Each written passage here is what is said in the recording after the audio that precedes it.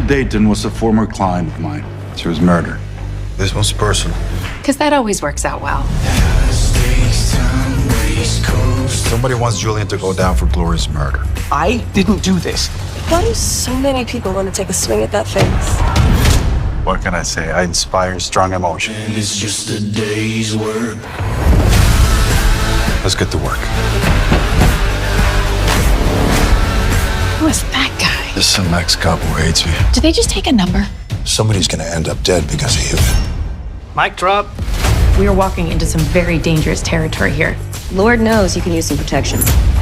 You be careful. I mean it. You're dealing with people that play a very dangerous game. We're not backing down without a fight. This is a war, Haller, and you have to choose which side you're on. My job is to find out information one way or another. If you go for him, you better not miss. I'm gonna find who did this. I'm gonna find him and I'm gonna bury him.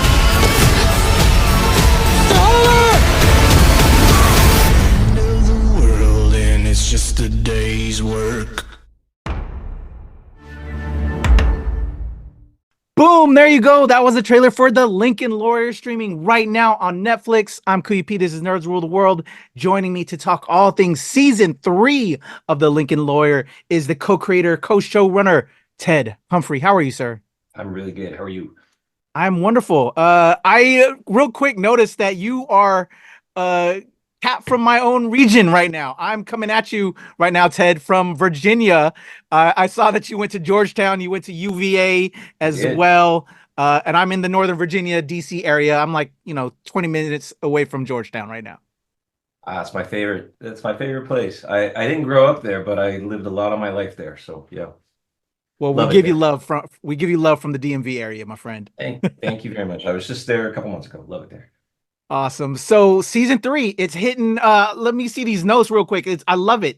Top 10, 2 weeks in a row since the premiere. Season 3 is also top 10 in 20 countries worldwide right now. It has to be good to know, as a showrunner, to know that the people are acclimating and loving the show. For those that aren't initiated, let's start there. Why should people check out The Lincoln Lawyer? I think the 3 words I usually like to use to describe it are: it's suspenseful, it's compelling, and it's fun. It's a really fun show to watch. That's the number one piece of feedback I get back from people on social media or just people I run into, whatever. I've never had the response to anything. I did The Good Wife a long time ago. I've done a lot of things. I've never had the response just day to day from people that I have to this show. I'm talking about like bumping into people in Starbucks or something, where they just go, "Oh, I love that show. It's so much fun." What do you think it is about legal court dramas that just get people's attention? I think it's an evergreen genre. I think it's something people love, but I think what sets our show apart, obviously, it's a serialized show. It's one long story throughout the season. There are little stories that go along with it, but it's 10 episodes on Netflix. It's very bingeable. These are noir mysteries, right? They're California noir. I mean, it's Chinatown. It's Sam Spade and all of that kind of stuff. That's really what Michael Connelly's books are, from Bosch to Lincoln Lawyer and all of them. And so I think people really respond to that. I love that. So for you, climbing on board with this, with your pedigree, as you mentioned, The Good Wife and all the other projects you've worked on, as a former lawyer, was that also because of your experience as a lawyer that made you get interested in this project and adapting the books and everything like that, and the film that we had as well with Matthew McConaughey, that I think a lot of people are familiar because of that? What drove you into wanting to do The Lincoln Lawyer?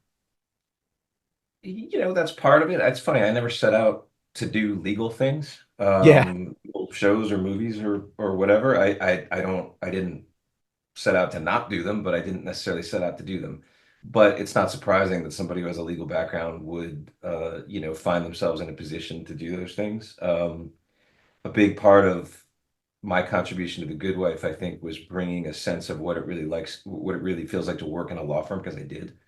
And a big part of this is, my background in criminal law and sort of bringing that to the reality of this. I think a lot of TV legal shows, this is something that's actually very important to me. A lot of TV legal shows play fast and loose with the reality of it. Like somebody gets murdered and the next day somebody's going on trial, and it just doesn't work that way. It takes a year for somebody to come to trial, right? And so I've always tried to hew very close to that reality while still making it dramatic and interesting and suspenseful. And that's what I think we are able to do with the show. I dig that. It brings some authenticity, yeah, and people can see that. That's with exactly that. right. Yeah, love that. I can understand why it's charting worldwide. Salute to you. So with season 3, having worked on this show, people are catching it right now, streaming live on Netflix. What was kind of the goals as a showrunner to show love to the fans that have been holding on and bringing in new fans and also adapting? So like all these buttons you have to hit or guidelines you have to hit. What was that like, and how difficult was that as a showrunner to meet those demands for your audience? It's always a challenge, but it's also a lot of fun. And we have the advantage and benefit that we are adapting really fantastic books, and that we have the founder of our feast in Michael Connelly, the author of those books, along for the ride. He's an executive producer on the show. He's in our writer's room a lot, and he's very, very collaborative. And for him, he's always said that the shows, whether it's Bosch and its various spinoffs or whether it's this show, are an opportunity for his readers to rediscover the books in a new way. Because we change a lot from the show. We combine stories from different books, and we change the ending, and we do things so that even if somebody's really familiar with the books, the show is an opportunity to re-experience that story and have it be updated in various ways and change. And it's different enough that they can be excited again and not necessarily know what's going to happen. So that's job one, is reaching that audience. Job two, as you say, is obviously building your own bigger audience, people that don't know the books. There's a symbiotic relationship that I'm sure Michael's publishers love, where people watch the show and then they go, oh, I got to read these books.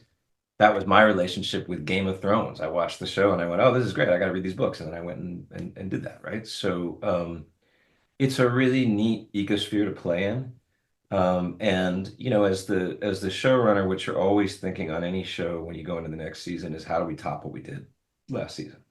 And we set up, I think, at the end of season 2, a really great propulsion into season 3 with the death of Glory Days and Mickey wondering what happened to her and having to get to the bottom of that. And that lays the groundwork for what is his most personal case ever to date in the show, which is what he has to get to the bottom of in season 3. I dig that.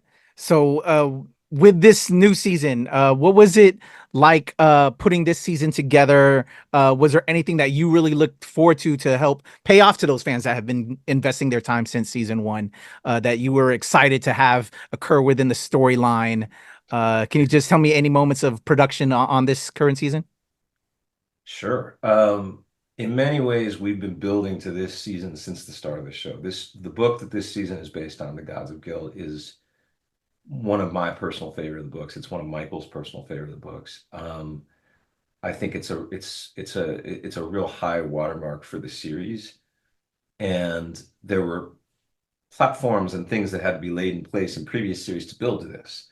You had to introduce Glory Days, and you had to introduce a whole bunch of things that we then weave together in this series, and it especially comes to a head in the season finale, which is the testimony of Neil Bishop. One of the most indelible moments in any of Michael's books. And, really, again, from the time I started adapting this series, I was in some way building towards that moment. So I was really, really excited to bring that to screen. I was really honored to get the opportunity to direct that episode. And Holt McCallany gives a searing performance as Neil Bishop. It's one of the highlights of the season for me, is his performance in that role.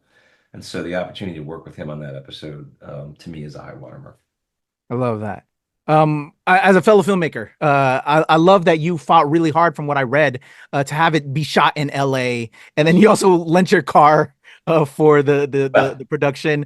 Can you tell me about that, and as a creative and as a filmmaker, and for the intentions of the story that you're wanting to tell, and having it be in a set area, why that's so important?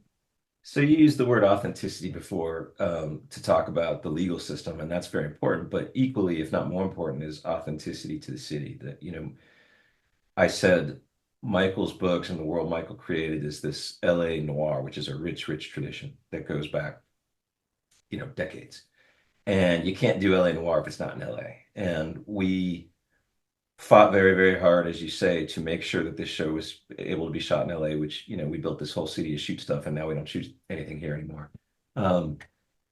Because of tax credits and other things, right? So it's expensive to shoot here. You have to make sacrifices in other ways to be able to afford to shoot here. But that was so important to us to bring the verisimilitude of this city to life. And we're really proud of how we do that. That, you know, obviously we have a Latino main character. LA is a majority Latino city. We go into every neighborhood of LA. A criminal defense attorney who works out of his car is kind of like a passport to go into any neighborhood. You're sort of welcome in any neighborhood. And so we go into every neighborhood of LA and we do our best to depict that area and the people who live there as authentically as we can. And it's a big part of, you know, this show is in some ways kind of a love letter to the city that it's set in, basically. So we're really, really proud of that. As far as the car, we wrote the car into the show. We found the car. We refurbished the car. And then, yes, at a certain point, I just said, well, I'll buy the car and lend it to the show. So that's what I did. I love that. And also, I think what's beautiful when you have certain projects set in like a certain area, you know, as fans of a show, like I will go to that place if I'm going to that city and seek out say Pink's Hot Dogs in LA. Yeah. You know, I love stuff like that. So it also helps those local businesses as well, which is beautiful. Yeah. People do that all the time. People reach out to me and say, what restaurant was this? Or where can I find this? We've actually thought of putting together, like, I don't know, a book or something like, here's all the restaurants in the Lincoln Lawyer. And I've done the same thing. I went to Albuquerque with my son and went to all the Breaking Bad. Yeah. Yeah. Yeah. I love that. Netflix, pay attention. You could help the local businesses. That would be awesome. We'd love it as fans. That's awesome. So season 3, again, everybody, available right now. Check it out. I don't want to spoil for the people, but for you, I guess, well, not spoil, but are there more ideas in the mind of Mr. Humphrey over there for, you know, if we get a season 4 or 5, you know, to continue, you know, from the books or anything you'd like to see from the books and from outside the books? Absolutely. Well, first of all, again, not to spoil for anybody who hasn't read yet, but the end of season 3 absolutely sets up season 4. We know exactly what season 4 will be. And, you know, if people, hopefully our audience wants a season 4, they've reached out, you know, in huge record numbers to us to say we do. So hopefully Netflix is hearing that and we get our season 4 soon because we know exactly what it will be and we can't wait to bring it to you. And then, yes, from that beyond, we have ideas for seasons 5, 6, and 7, should we be so lucky to get there. So. Well, I'm going to put all that energy into the air for you, Ted. I'm an empath. I'm all about energy. Let's make it happen.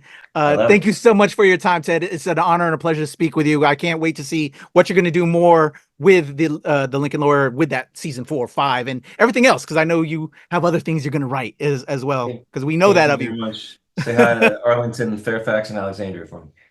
There you go. Definitely. Shout out to WTOP News, WTOP FM, which I give it regular entertainment picks on the radio for. So shout out from your local news weather radio station over here on 103.5. I'm Kuya P. This is Nerds Rule the World. That is Ted Humphrey, the Lincoln Lawyer, streaming right now on Netflix, season 3. Go check it out. Nerds Rule the World. Thank you. There you go. There's a...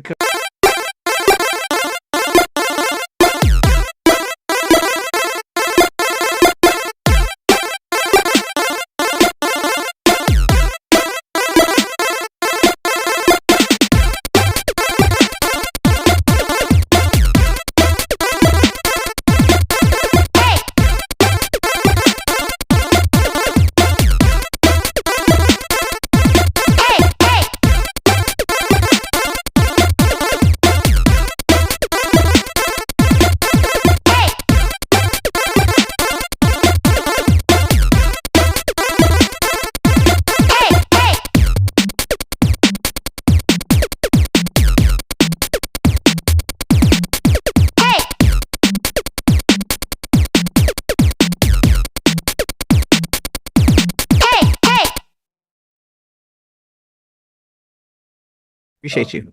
My pleasure. Patrick, I'm recording on my end, and you'll have 15 minutes. Awesome. Use in the chat. Thank you so much. I love your backdrop. I gotta represent for you. Awesome. Thank you so much. All right, Love it. cool. I'm there. We're recording. I'm gonna do a 3, 2, 1 count real quick, Ted, to help me with my edit because I'm putting You the got trailer right in front. You got it. All right, here we go. In a 1, 2, 3.